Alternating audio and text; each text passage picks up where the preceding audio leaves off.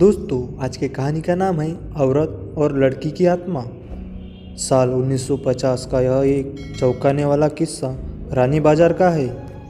यहाँ राम प्रकाश रहता था, जिसकी बेटी को 5 साल की उम्र में कैंसर हो गया। कई डॉक्टरों को दिखाने और इलाज कराने पर भी उसमें किसी तरह सुधार नजर नहीं आया। होते होते एक रात कैंसर ने उसकी जान ले ली। उस बच्ची की जान रात को करीब 1 बजे गई थी। उसी रात को पास के ही एक गांव में महिला मोहिनी के एक ट्रक के टक्कर मारने दी। मोहिनी के परिवार वालों ने पूरी विधि के साथ उसे अंतिम विदाई दी। अब बच्ची के परिवार वाले भी उसे दफनाने के लिए जंगल की तरफ निकले। जंगल जाते समय अचानक से उस लड़की के शरीर में हलचल हुई। सभी हैरान हो गए कि मृत लड़की का शरीर कैसे हिल रहा है।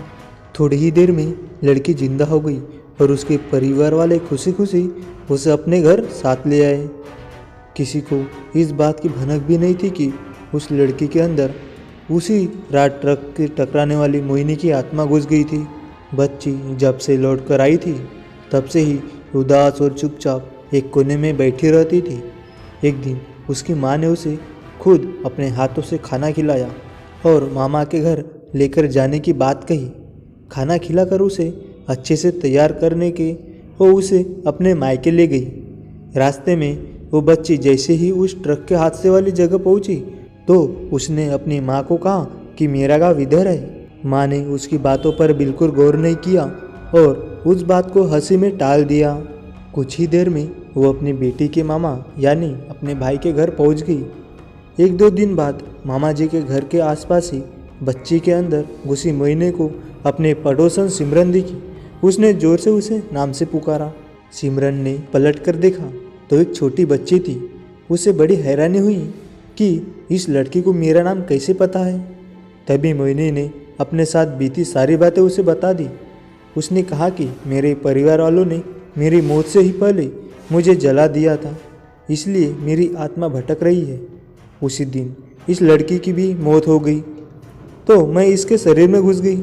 सिमरन ने ये बात अपने गांव जाकर सबको बता दी। पूरे गांव वाले और उसके रिश्तेदार मोहिनी से मिलने के लिए उसी बच्ची के मामा के घर के पास पहुंच गए।